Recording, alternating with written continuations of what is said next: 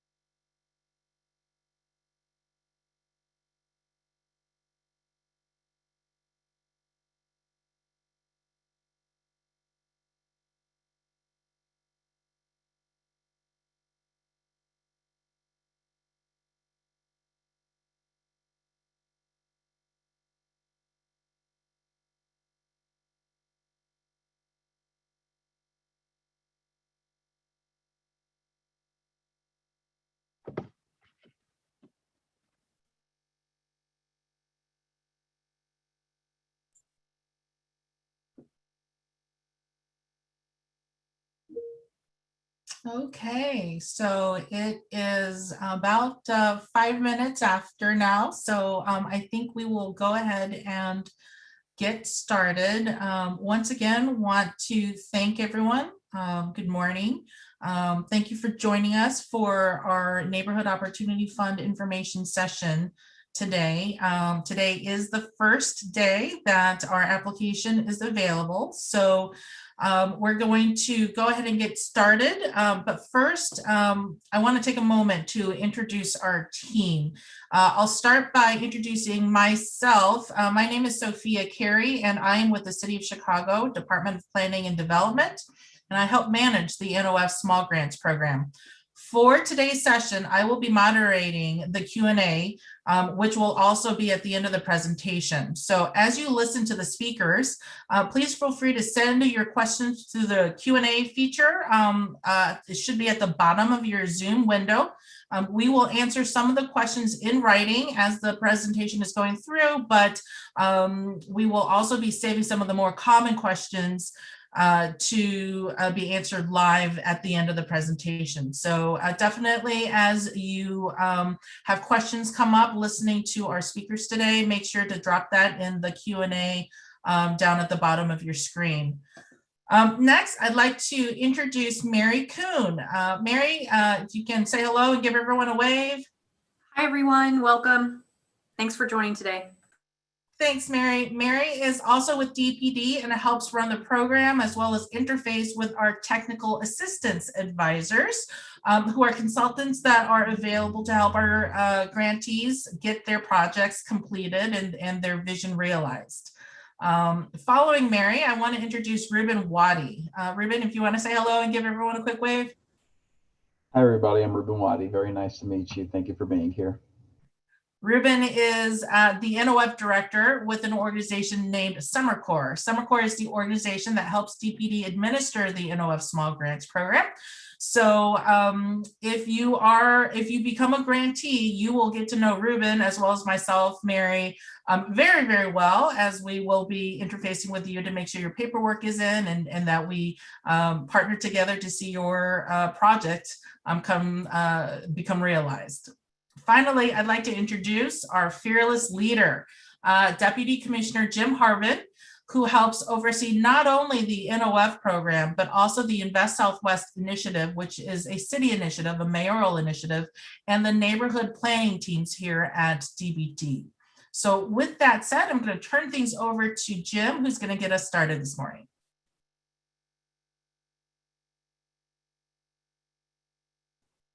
Oh, Jim, you might want to unmute. I think you're on mute. Yeah, I knew I was going to do that, by the way. Thank you for that wonderful introduction, Sophia. Hello, everyone, and good afternoon. My name is Jim Harbin, and I'm a Deputy Commissioner here within the Department of Planning and Development, and want to welcome each of you to 2021's first round of the NOF application period. We recognize that 2020 was a difficult year. Don't have to echo that. But as Chicagoans, we are resilient. And it's with that spirit of resiliency that we prepare to launch this year's program by providing much needed resources to our residents and small businesses to bring opportunity and hope back to our communities. So we have a lot to cover today. And so with that, why don't we just go ahead and get started? Next slide.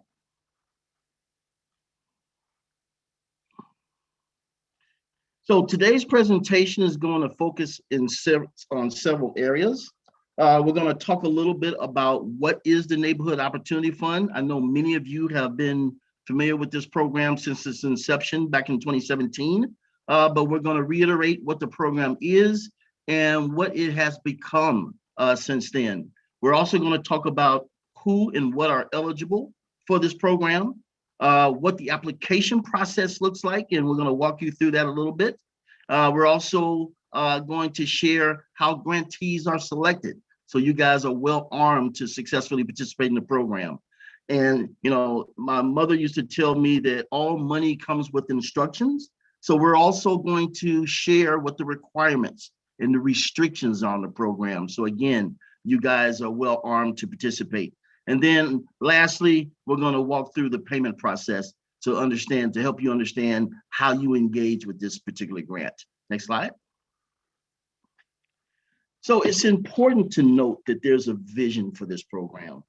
And, you know, one of the things that we certainly focused on, particularly in this program's inception, is that this program was designed to help build strong and vibrant commercial corridors, specifically on the south, southwest, and west sides of Chicago. But since then, we've evolved what that vision really is as well. So it's not just investing in those locations, but as this slide alludes to, we want to invest with design in mind.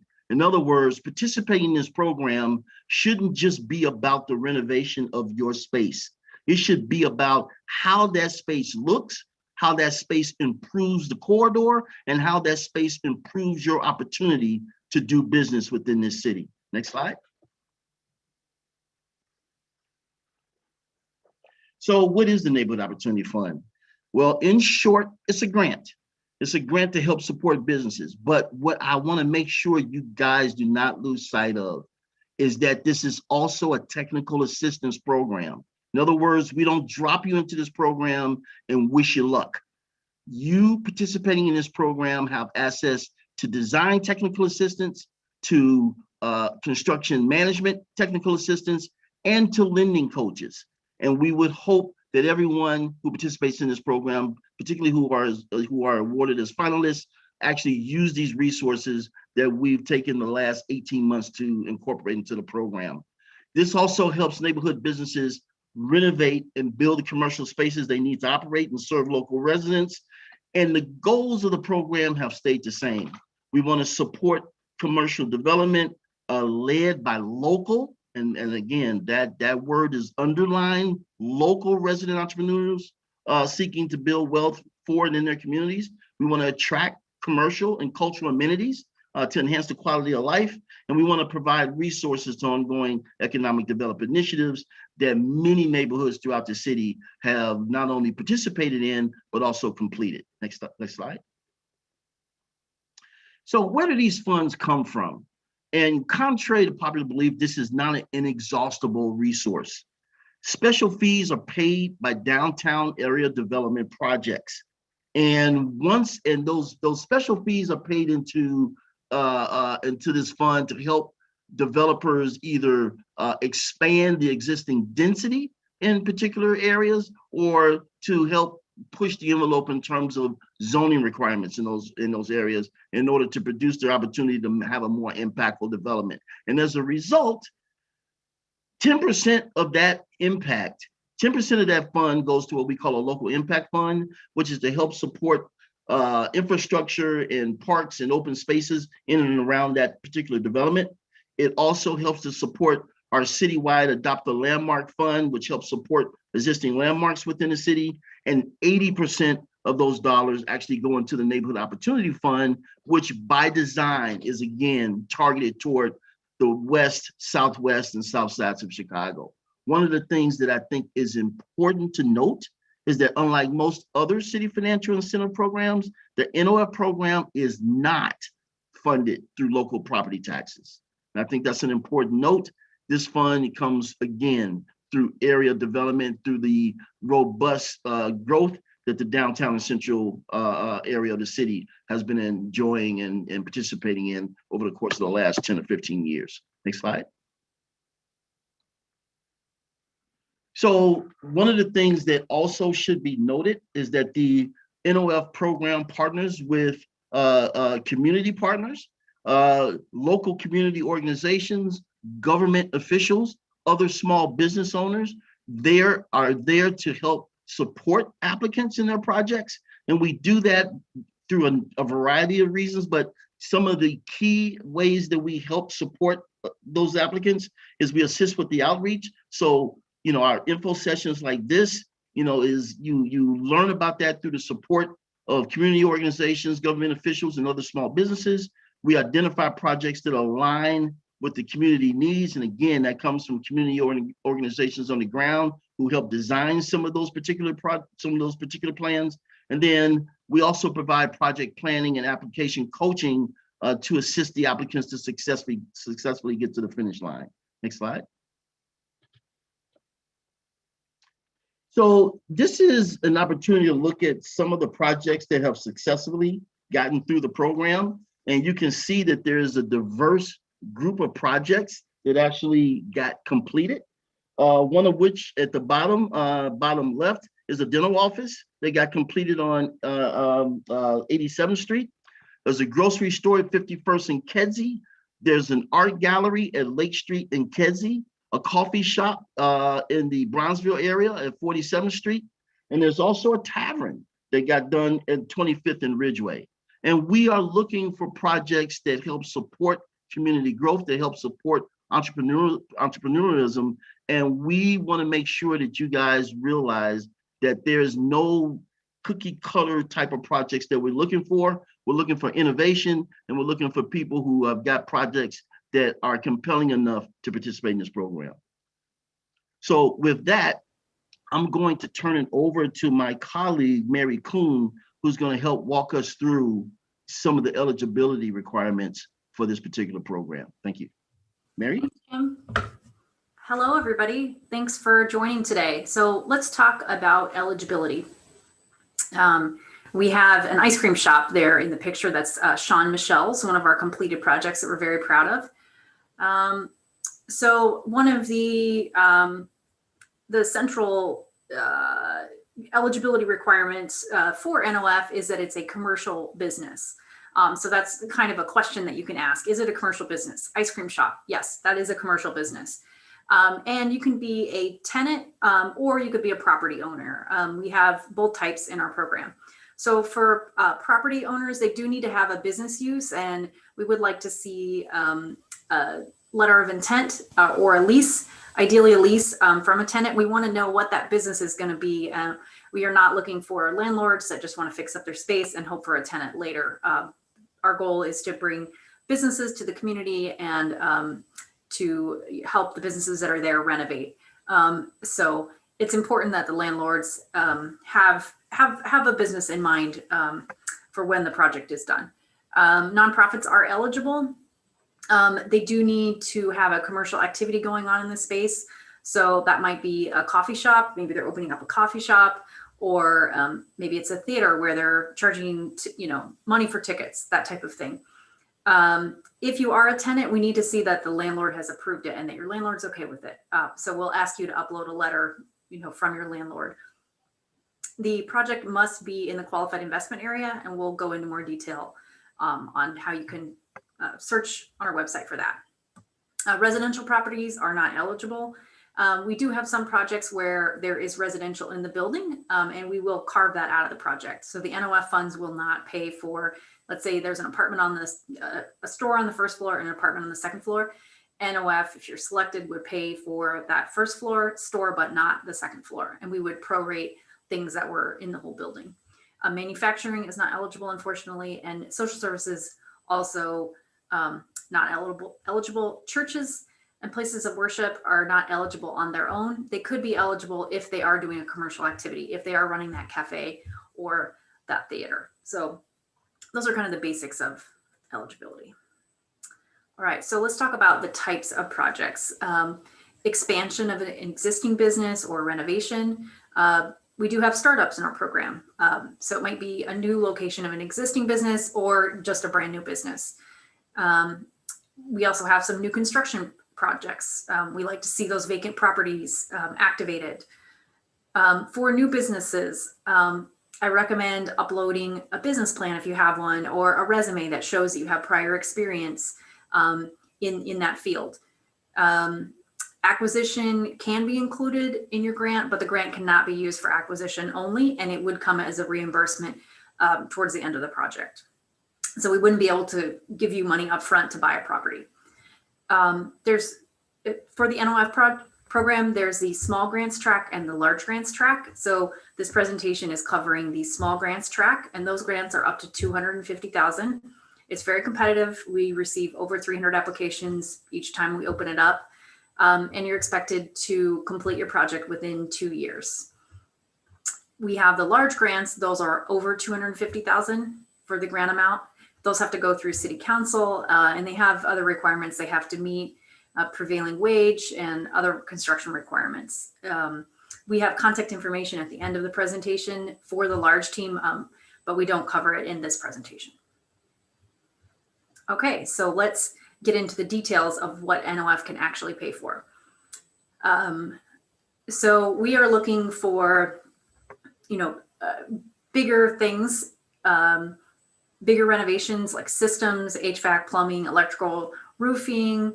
Soft costs, of course, are going to be part of a project, and we would cover that. Security.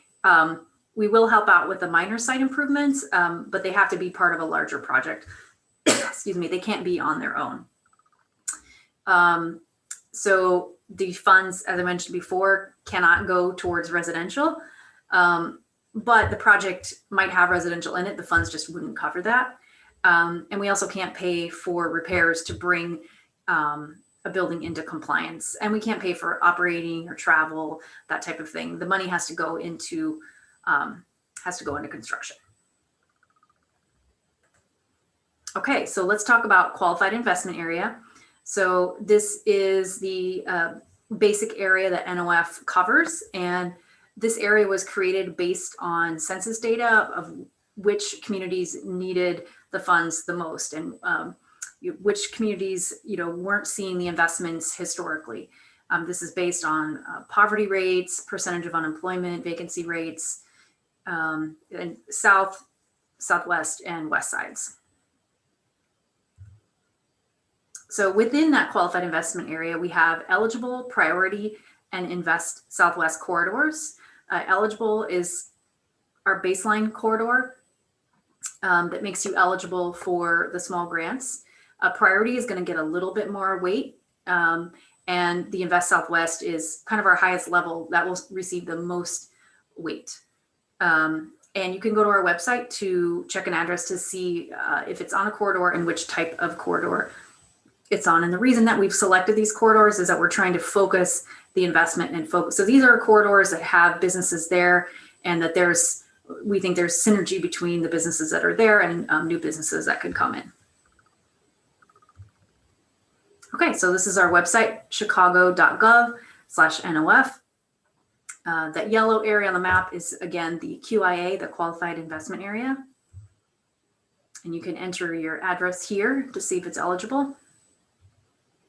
Okay, 4945 West Division Street. You're eligible. Great. Okay, so the next step after you've checked your address is to complete the project readiness quiz. So this is 8 questions. This is a little bit of a check-in to see if you were ready to apply for the grant. If you're not ready, the quiz will let you know, and it'll direct you to work with our community partners. You can come back. You know, if you've improved the application, you can come back in a couple of weeks and go through it again. If you are ready for the full application, it's going to give you a code, and you're going to continue on to our full application, which is at submittable.com. I think that is on our next slide. So going back to the community partners, they are listed on our website, and they can help you.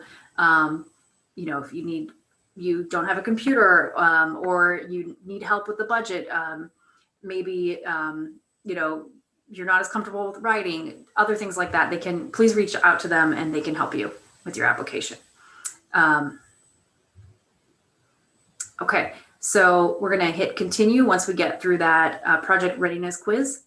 You're going to create the account on submittable.com. You can save as a draft, so you don't have to do it all at once because it is a longer application. We're going to ask you for photos of the property. We are going to ask you for bids. We want to see that you have a budget and a construction schedule. Proof of site control is very important. A lease, a letter of intent, a deed. And we also want to see that you have funds to cover your portion of the project. That's going to be a minimum of 25% of the project costs. Ruben will go into more detail on this. But you probably want to start talking to, you know, most of us don't have wealthy relatives, but if you have that wealthy uncle or aunt, that's who you want to start talking to now. Talk to your bank, talk to your lender if you already have a relationship established. And then we're going to ask you if you have a term sheet or something from the bank, or maybe just some email conversations. Put that in your application, upload it. And then we want you to get it in by the deadline. It's an online system. It does shut off at the cutoff. So please get it in by that deadline. We can't take hard copies and we can't take late submissions, unfortunately. So I will turn it over to Ruben now, and he will talk more about funding and more details of the projects. Thank you, Mary. All right, everybody. So let's take a look at some things. First off, let's start with talking about how the grantees are selected. They're really selected off 4 basic criteria, and there's some other things that go within those. I do want to emphasize that the NOF is a very highly competitive grant program, and for each round we'll receive hundreds of eligible projects. But because the funding is pretty limited, only the strongest and most shovel-ready projects are selected. But I do want to emphasize that this is a highly competitive program, and even some really great applications are unfortunately not able to be selected because of the limited funding that we have. But anyway, because of that competition factor, we do break down selections into 4 criteria that we look at while we're evaluating applications. First and foremost, we look at the project readiness factor, which is how quickly can the applicant start the project, and does the applicant have site control? So this basically means, when can you break ground on the project, and do you own the site or lease it, or do you have something similar? You know, do you have a date in mind to start the project? Have you already started it? Do you have a date in mind to close on the property? Things like that. Then we take a look at your financial feasibility, as in, is there an itemized budget, preferably by a licensed City of Chicago licensed general contractor or subcontractors, or if you're a contractor yourself, have you budgeted out this project? And can the applicant obtain funds to cover project costs that are not covered by the NOF grant? And we'll go over a little bit about how the NOF financing itself works. But basically, we'll be looking at what the budget of the project is, what the source of the project budget is, as well as how much money do you have to cover your portion of the NOF project. We take a look at the construction plan. So have you developed a construction project timeline that begins with all the pre-development stuff and goes into the groundbreaking and then goes into the ribbon cutting? Can you provide preliminary design plans or construction bids to substantiate the project costs? Do you have a plat survey? Do you have engineering costs and things like that incurred? We kind of want to see how far along you are with the planning. It should be a pretty good stage of planning. We want to make sure that as you're applying, you are planning this out, or that you're telling us how far that you've planned this out, or both, of course. And finally, we look at catalytic impact. So how is this project going to impact the local community, and not just the micro community, but the macro, the larger Chicagoland community? How will this project impact that, and what benefits will this project bring?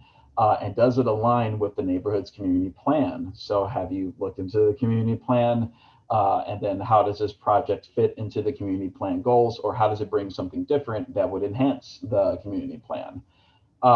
These are the major things that we look at in your application, and as you're filling it out, you should definitely keep these in mind. Next slide, please. So let's talk about two bonus options for building community wealth. So the base NOF grant is 50% of total project costs, and we'll go over the financial pie in a bit. But on top of the 50% total project costs, you can also receive an additional 25% or an additional 50% through the building community wealth bonus. The first bonus is relatively straightforward compared to the other one. It's called the local residency bonus. For NOF grantees who maintain their primary residence within the NOF qualified investment area, they may apply for a bonus that increases their grant amount from 50% to 75%, or adds an additional 25% on top of their grant amount. So that's the first one. Again, you have to maintain your primary residency, not the business address, but your primary residency within an NOF qualified investment area. And then second, we have the local hiring. So one more point about the local residency, this is a bonus that you receive throughout the life of the project. With the local hiring bonus, it is an additional 25%, just like the local residency bonus, but it's paid out after the project is done. So let me explain. So once the project has been complete and you are ready to start hiring from within the community, we can reimburse you for 25% of project costs for wage expenses incurred on those local hires. You have to hire at least 2 or more full-time equivalent employees whose primary residence is, again, in the NOF QAA. So keep in mind, this is for hiring locally after the project is done. And it's going to be for staffers that are going to help out with the business itself. This does not include hiring a GC. This does not include the GC hiring labor. This is only for staffers that are associated with the applicant after the project is complete. You can receive an additional 25% that is reimbursed in the form of wage expenses for individuals that live within the NOF qualified investment area. These two bonuses can be stacked on top of each other. So you can either have no bonus, so you have 50%. You can have one of the bonuses, which is an additional 25% or 75%, or you can get both bonuses, bringing the total NOF contribution to the project at 100%. Next slide, please.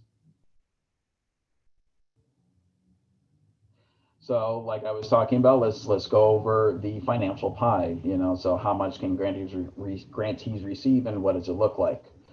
So basically grant funds are awarded based on total project costs and whether or not you are applying for the building building community wealth bonus, or how many of the bonuses that you're applying for. So let's, and keep in mind that this is for the NOF small. NOF small grants cannot exceed $250,000. Anything more than $250,000 would be an NOF large grant, which again is not covered in this presentation, but I just wanted to throw that out there. But anyway, with total project costs of 100%, let's assume $100,000. Your base grant would be 50% of eligible project costs, or $50,000 in this case. If you're applying for the local residency bonus on top of the base grant of 50%, you would also receive an additional 25% of total project costs, or $75,000. So again, for $100,000 total project costs, a base grant will net you $50,000. The local residency bonus would net you $25,000. Your portion throughout the life of the project, assuming that you qualify for the local residency bonus, will be 25% of total project costs. It could be more than this depending on whether or not you qualify for the bonus. So again, total project costs $50,000 for base grant, $25,000 for local residency bonus, and then $25,000 that you'd have to cover, especially if you're doing this through escrow. The local hiring bonus is off to the side and away from the chart a little bit, because we want to emphasize that this bonus is paid out after the project is complete. So once the project is done and all the $100,000 has been spent, including your 25% contribution to the project, we will then reimburse up to 25% of eligible project costs in the form of wage reimbursements for individuals hired that work for the company that live in the qualified investment area.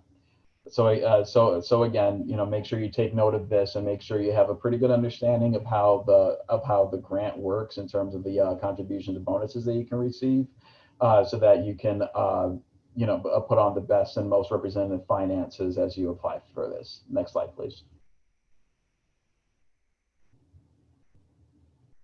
So what is the timeline that we're looking at as a grantee and a finalist? What can you expect?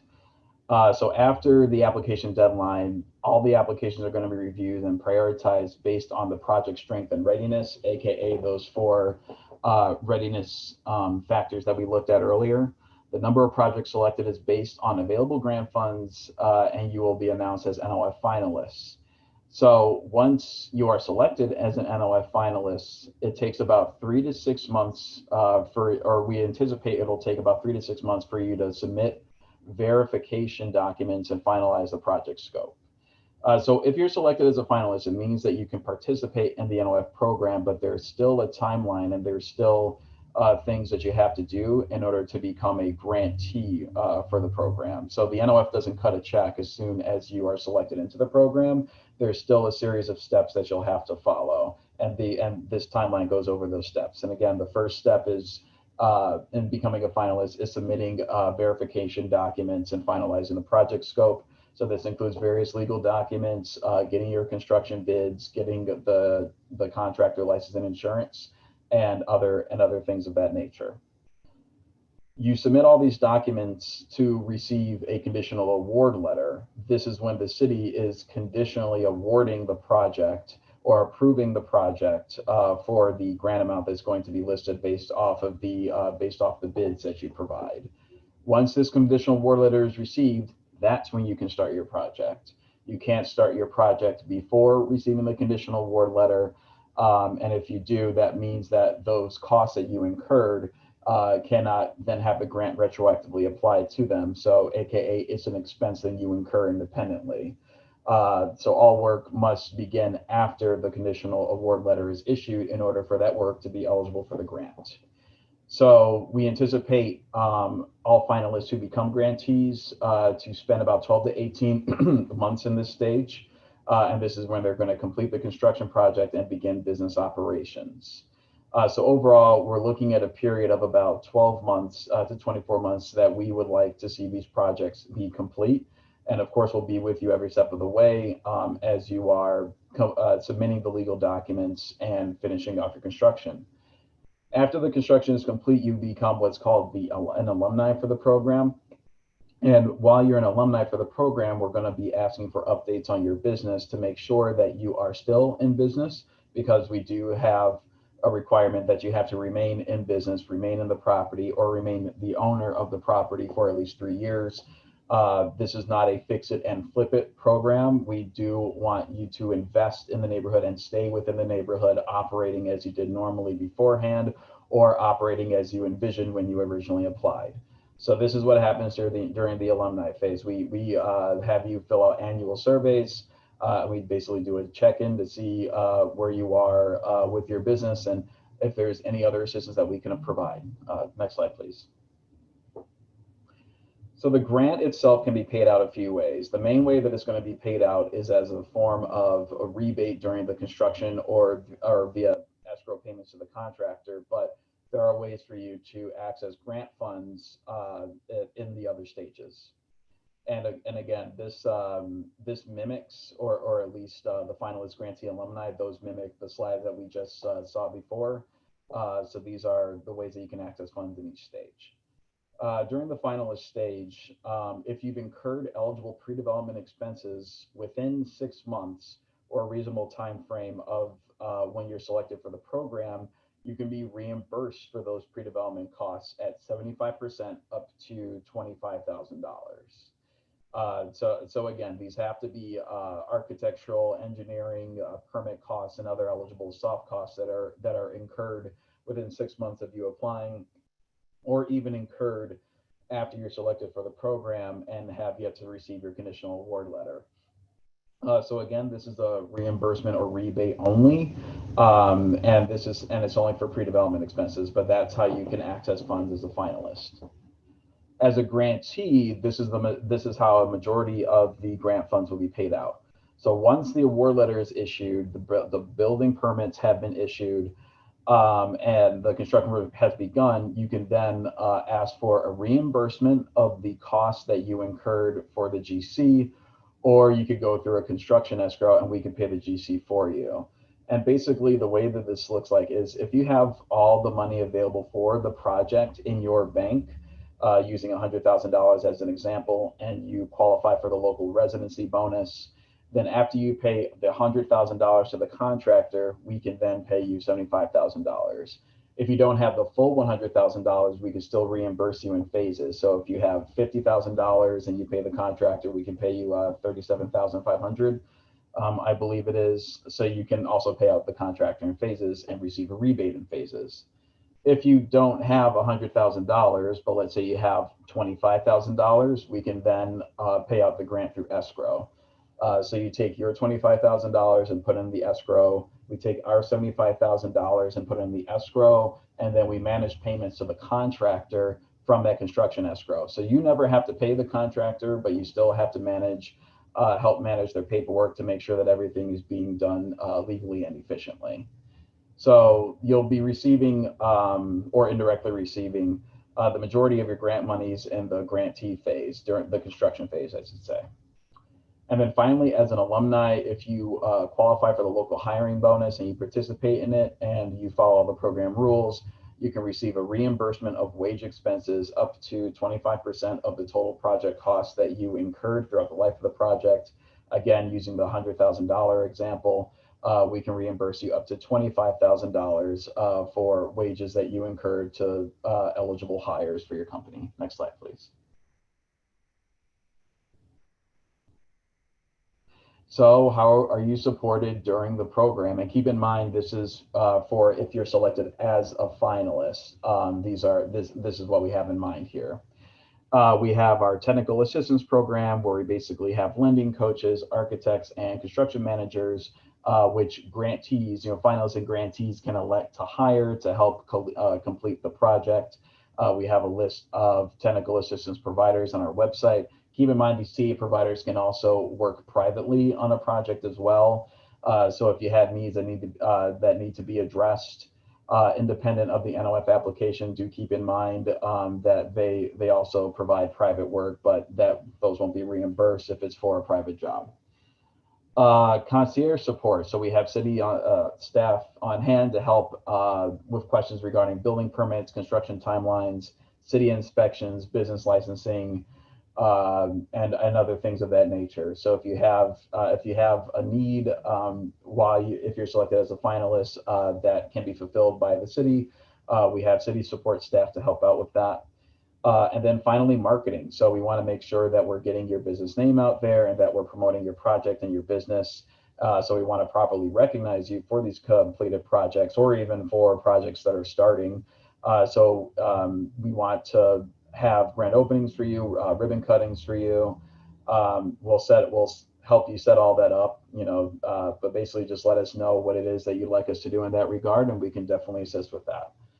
Next slide, please. So just to summarize what we went over and go over some next steps, we really do highly encourage you to work with community partners in order to develop strong and competitive projects and applications. So the application period is opening today. It's opening today, but we encourage you to really work on your application as hard as you can before submitting it. Independently working on it is great, but these community partners, the list of community partners that we have on our website, have a great knowledge of what it takes to make a competitive application, and we highly suggest that you utilize their resources in order for you to submit the most competitive project. So don't work on this in a vacuum if you don't have to, unless you feel really confident in your concept. I would definitely work with the community partner to help bolster the application. All interested applicants must complete the project readiness quiz.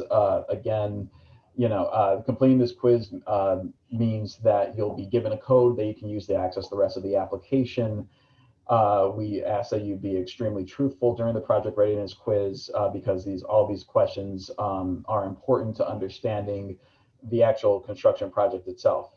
Now, if the readiness quiz does not give you a code, and don't panic or anything like that. It just means that there's other areas that you can work on developing so that you can actually get the project readiness quiz to go in your favor. And again, we advise you to work with community partners to identify those pain points and see what strategic relief solutions would be.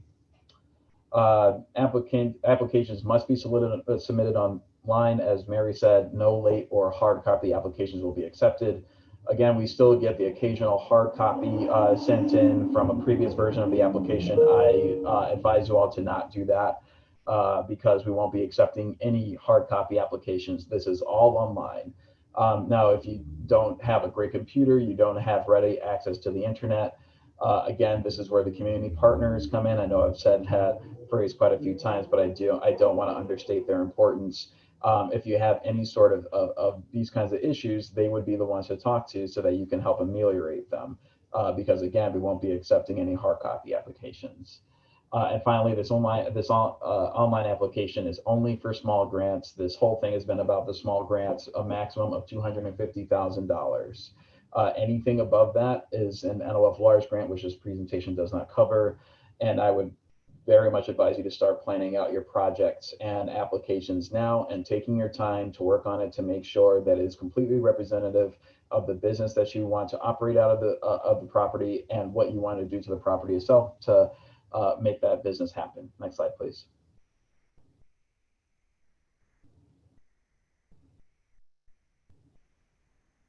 So this is the basic contact information for both the parties affiliated with the Neighborhood Opportunity Fund.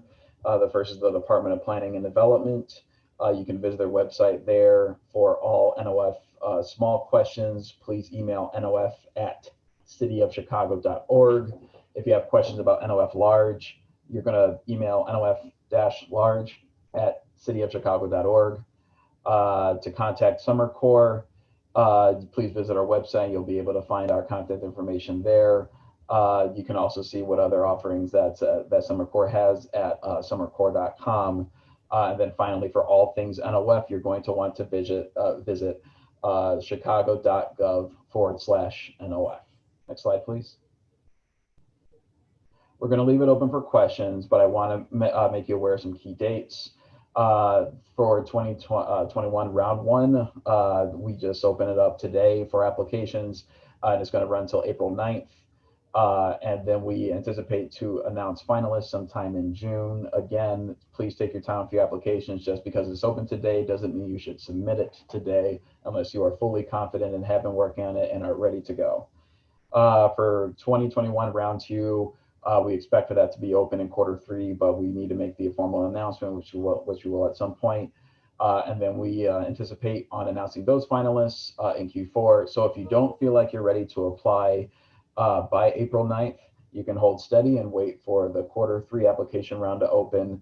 And you can, that might be advantageous for you as you'll make all the necessary changes and amendments that you want to make for your application before applying. So yeah, just keep those dates in mind. With that said, thank you very much. And we're going to leave it open for questions. So back at you, Sophia. Thanks, Ruben. And thanks, Mary and Jim, also for presenting this great information today. So we do have some questions. For anyone who has not had a chance to type in their questions yet, you're welcome to do so while we're going through this next portion of the presentation. If you look at your Zoom, down at the bottom, there should be a Q&A option. And you can just type in your questions and we'll go through them with all of the presenters today. So let me go ahead and start with the first question here on this list. Are the funds able to be used to purchase equipment that will allow handicap accessible patients? For an example, a specific chair that can be moved to allow wheelchairs. Someone want to take that? Yeah, I can take it.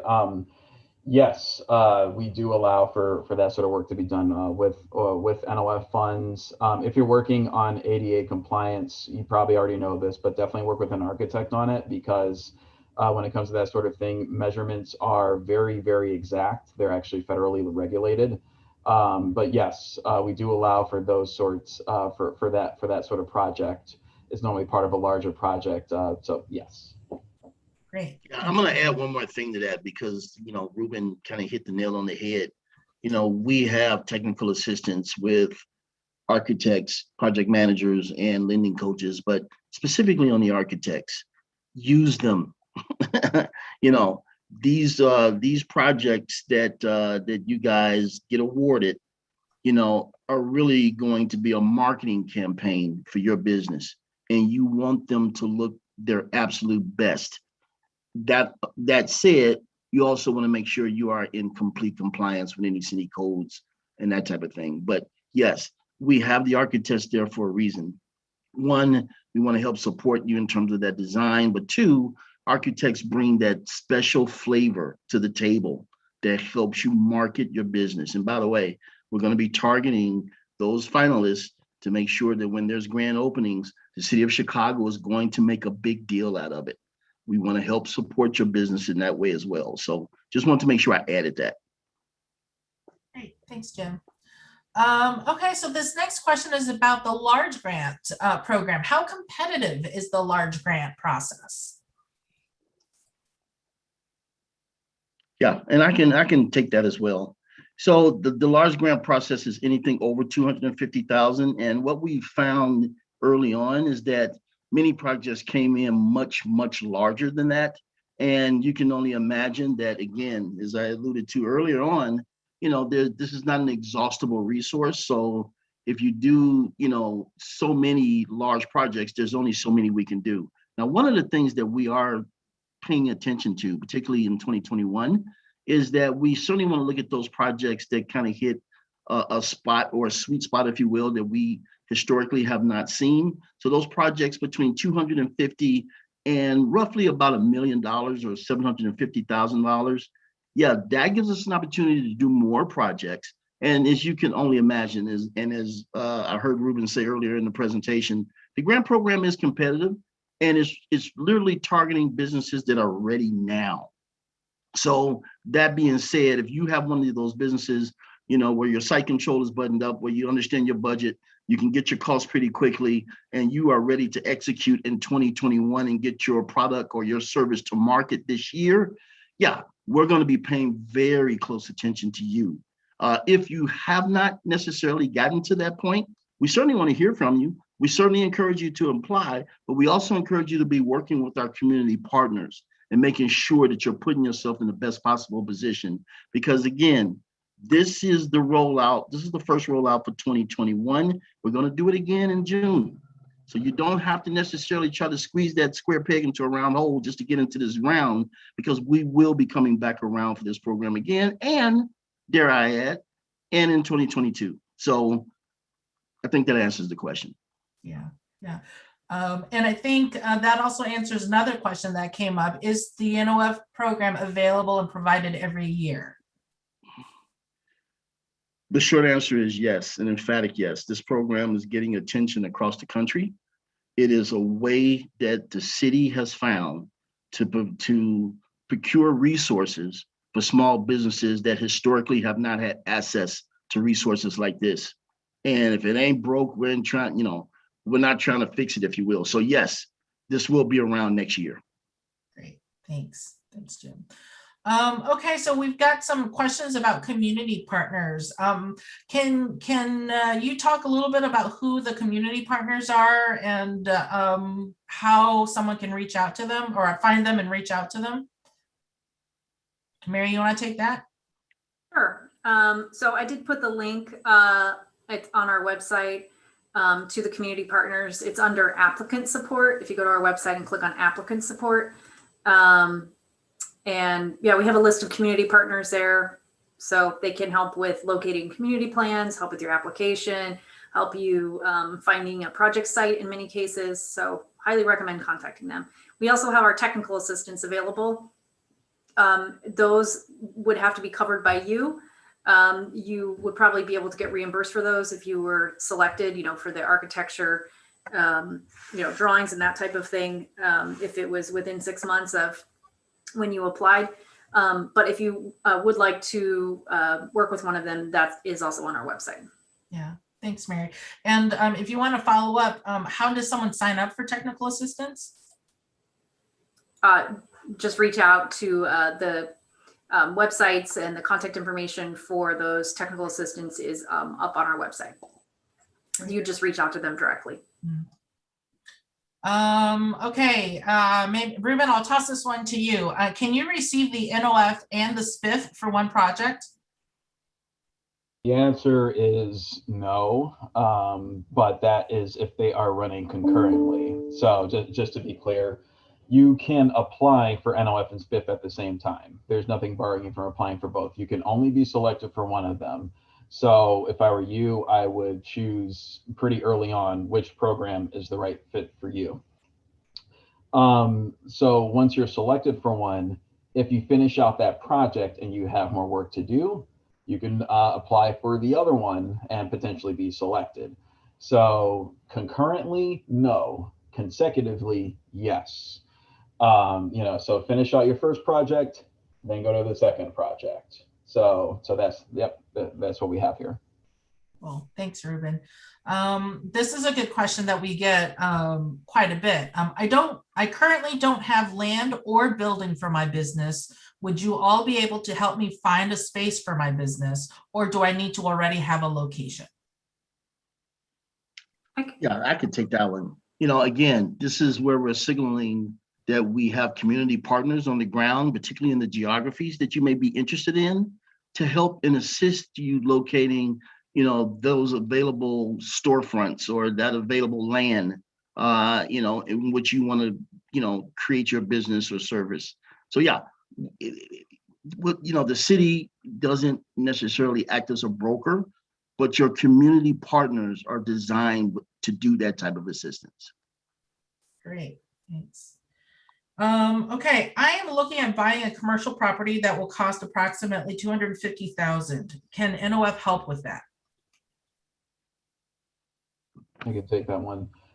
Yes, NOF can help with it. However, this isn't just a property acquisition grant. This is at its heart a rehab and new construction grant. So if you are acquiring property, there also has to be an associated rehab project with it. But yes, we can help with the assistance of the acquisition of a $250,000 property. Oh, this is a good question. How many projects are estimated to be selected for 2021? And about what are the amount of funds available for this year? That sounds like a perfect Sophia question, to be honest with you. I was like, pop quiz, does anyone know that? Okay, so we have a number of projects that are still in the finalist stage right now, which means that they have not finalized their project scope, and therefore we're not able to give them a definitive dollar amount in terms of the grant. So I would say that we have between 8 and 9 million for this year. And it will be impacted by the projects that are currently in the finalist stage and kind of how they do. But for sure, it'll be somewhere between 8 and 9 million.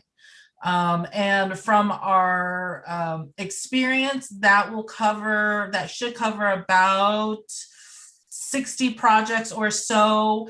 That is, again, based on history, where our average grant is anywhere from 150 to 200.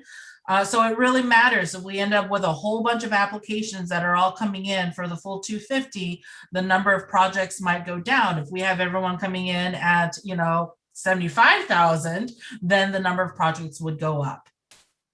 Yeah, and just to be clear, Sophia, when you say a year, so this is our first round, and we intend to do 2 rounds this year. So for that first round, we anticipate maybe about 30 finalists, and we're working with roughly about $4 million for this particular round. Yep. Okay. Yep. Great. So someone was asking about the 250. Is the price of the property included in the 250,000 grant, or is that an additional amount given to buy the property? It's going to be all inclusive. So there's no additional grant on top of if I'm understanding the question correctly, $250,000, $250,000 is the cap. In your $250,000 grant, we take things into account, such as the price of the property and the cost of the rehab itself. All those numbers are then given a calculation that eventually gives you the grant amount. But there's no separate grant amount for acquisition on top of the $250,000. The grant for the acquisition is in the same grant pool, if you want to say, as the rehab. That's how that works. Yeah. This is a really good question. And I think, Jim, I'm going to toss this one to you. This particular attendee wants to know how much of the grant is allocated to the Southeast region. That's a great question. So part of what our challenge is to make sure we're equitable across the city. And, and again, we talked about the competitive nature of the grant program. We're looking for projects that are ready, and we're looking for projects that are ready across the city. So you won't see, for instance, all 30 applicants on the west side. We just won't do that. But we, again, by region, we look at who's the most ready in these regions. And then, between us and our selection committee, we have the tough task. That's what makes it competitive. It used to be, we were literally evaluating projects based on, who gave us the paperwork in the right order, who was on time, that type of thing. Now, people are becoming more sophisticated. The work of the community partners has been having an impact, and people are putting together very solid applications. And it literally has us now thinking across the city, which projects can be impactful in certain geographies based on their plans. So that's kind of how we're going to do the evaluation. And we, again, want to have it equitable so that small businesses on the west side, on the south side, and southwest sides all have an opportunity to participate. Yeah, Great, thanks, Jim. So there's been some questions. I think folks are trying to figure out what are their chances, if you will. So to piggyback on what you've already said, Jim, here's some other questions that have come up, and I think it's good for all of us just to state it openly and make it clear.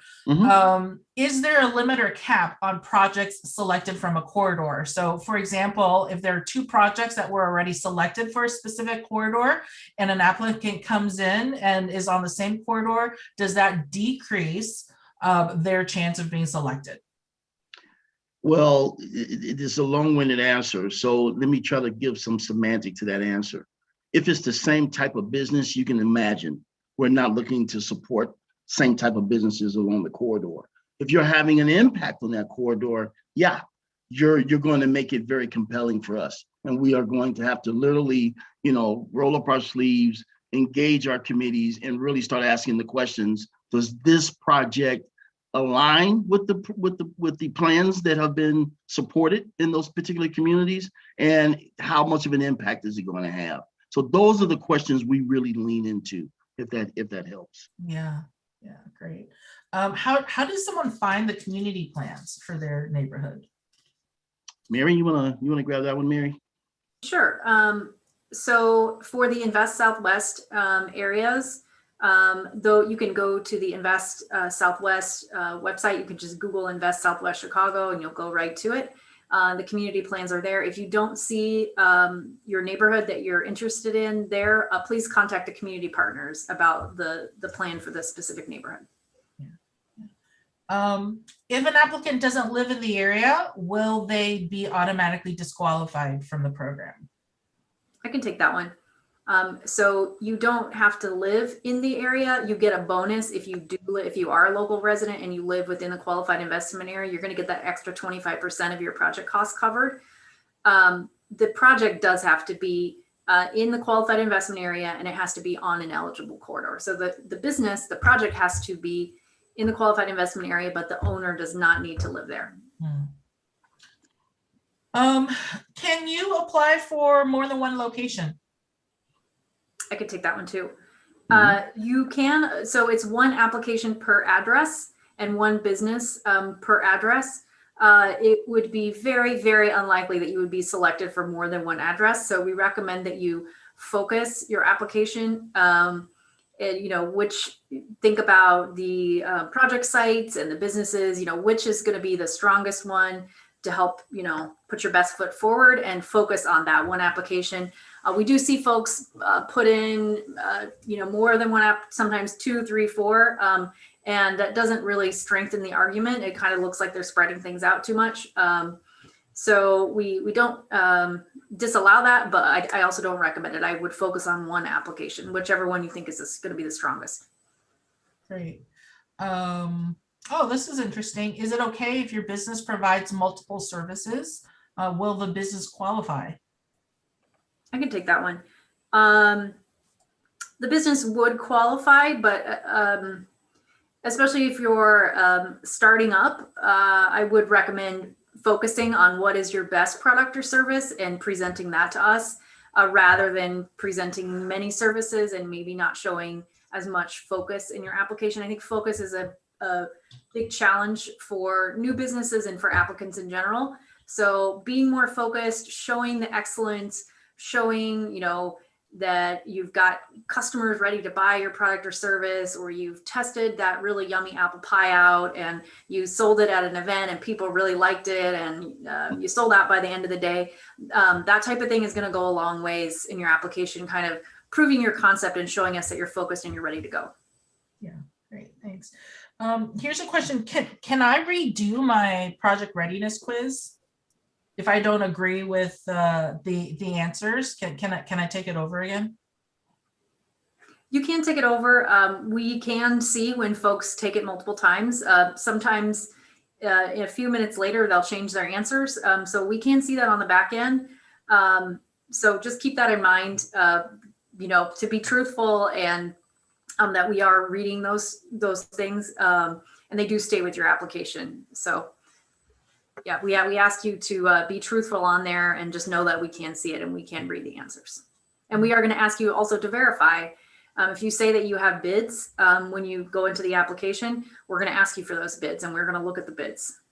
Yeah, can I ask something to that, Sophia? Yeah. You know, the readiness quiz is there for a couple of things. One, it wants to make sure that, you know, you're clear that you are ready to participate in this round's grant program. But it's also there to highlight areas where you may still need to do work if you're not necessarily answering the questions that move you along, if that makes sense. So those areas, again, and I can't emphasize this enough, community partners are there to assist. If there's reasons why you're not moving along because of the readiness quiz, use that as an opportunity to engage one of our community partners who can help you fill in that gap. Yeah. Good deal. Okay, so let's see what else. Will applicants who live in the corridor be given more preference when selecting projects? I can take that one. So we talked about the local resident bonus. So the local residents receive higher project costs. So we have our base grant is 50%. So anyone who's selected would receive 50%.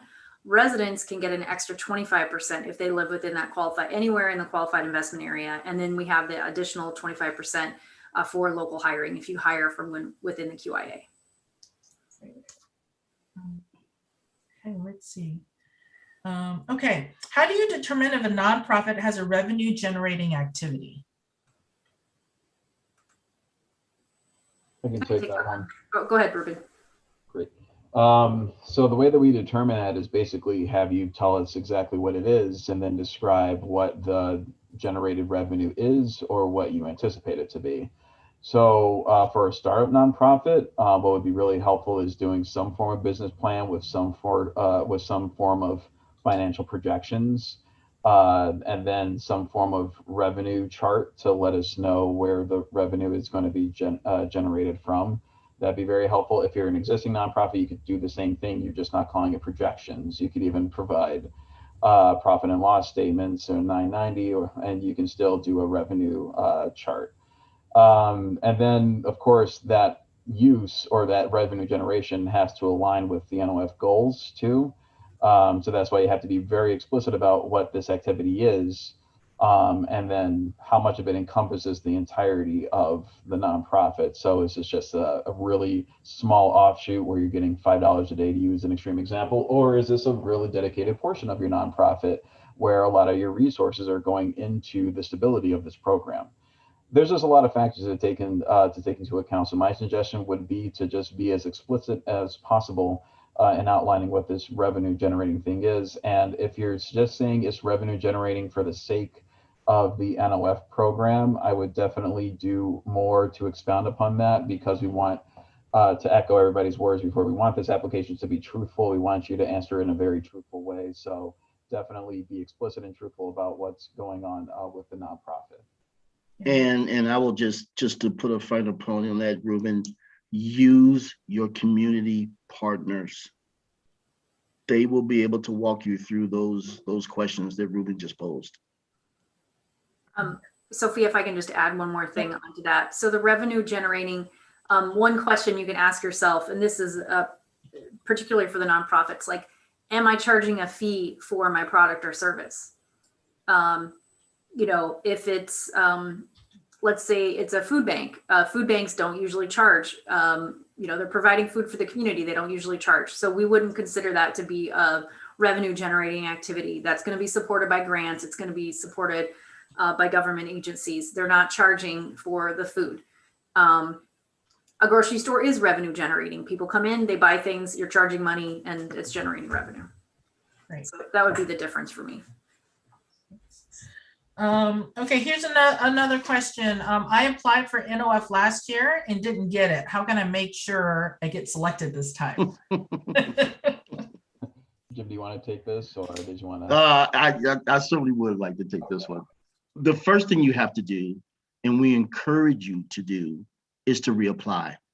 And also, and again, I know I'm beating this dead horse, but talk to someone. I'm saying community partners because I know they're out there for you for questions just like this. how to strengthen your application. You know, what we want and what we want to encourage is for people to not think of this as a one-time thing.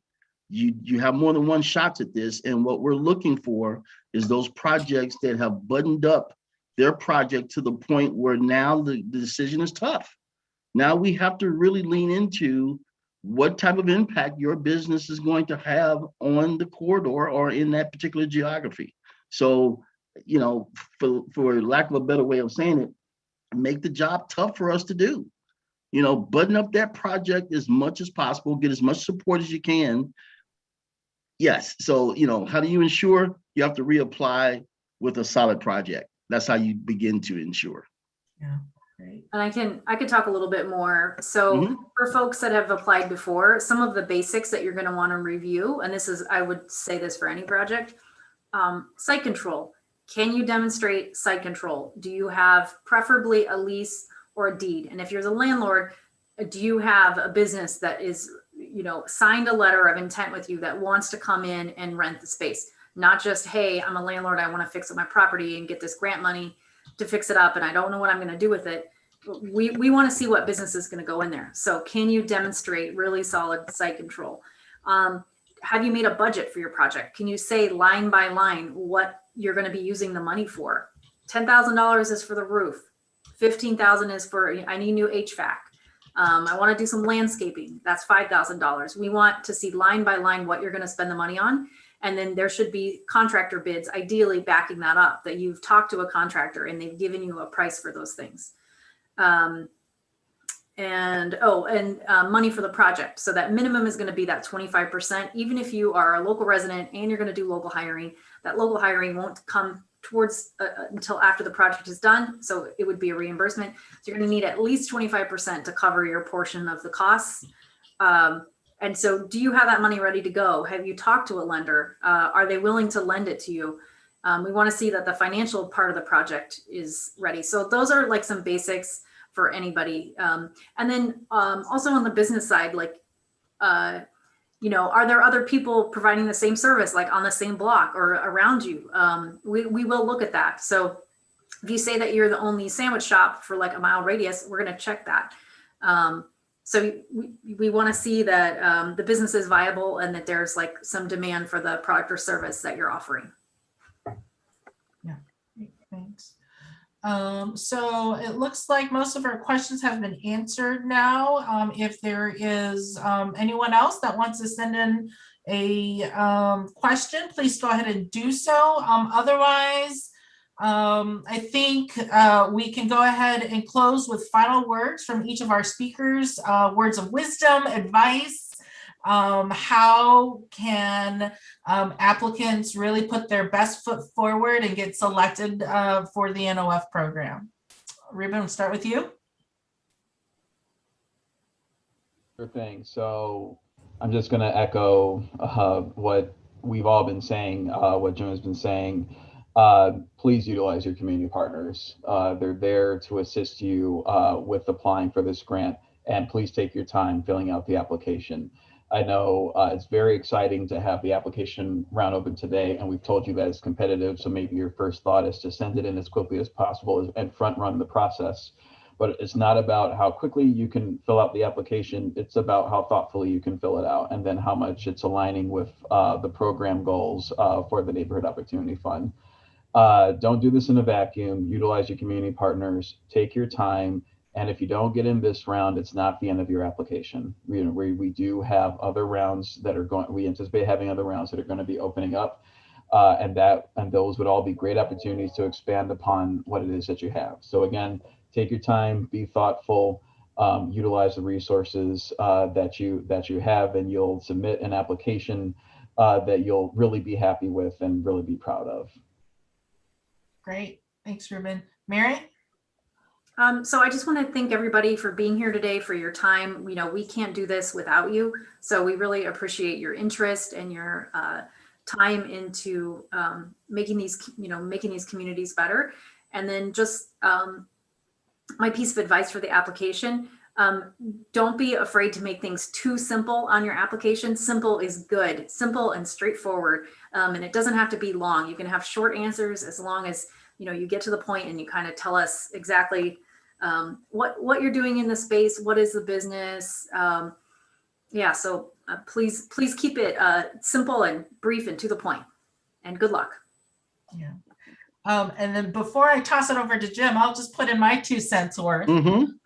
So one thing that I would say is definitely don't disregard the project readiness quiz. That is really designed to help everyone, even those that have done a lot of planning, really see where they might be able to improve the strength of their application and their project plans. So when you do that project readiness quiz, it will tell you at the end which areas you might need to have additional planning or information for. And that is what you take to the community partners. All of our community partners are supporting applicants in different ways. Some of them do topical workshops. So the Department of Business Affairs and Consumer Protection, for example, they do workshops on how do you create a construction budget, right? We have other community partners that will literally sit down one-on-one with an applicant and work with them on an application, question by question. We have community partners that are available to our Spanish-speaking community to help them with their application if they want to have someone kind of walk them step by step through it. So definitely use the project readiness quiz. Figure out where it is that you can improve your project plan, and then reach out to the community partners to get either one-on-one coaching or just get information. If you don't know why a question is asked on the application, don't just guess.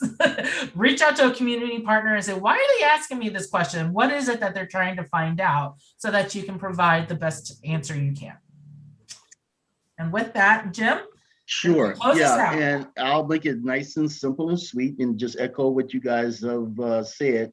And the first thing I want to echo is our thanks for everyone who participated on the call today. We know it's very busy, and we know your schedules are tough. So spend some time with us today. We really appreciate that. Reach out to your resources.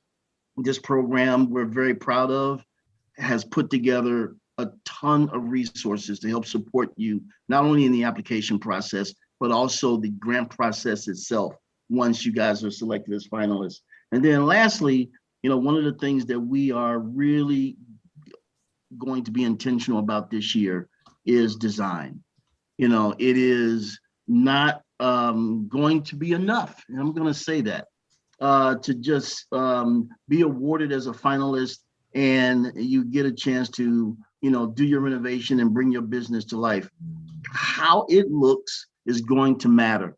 And we're going to be challenging each and every finalist to put their best foot forward and work with a design team in order to produce the best possible space possible to represent the communities in which you're putting your businesses in.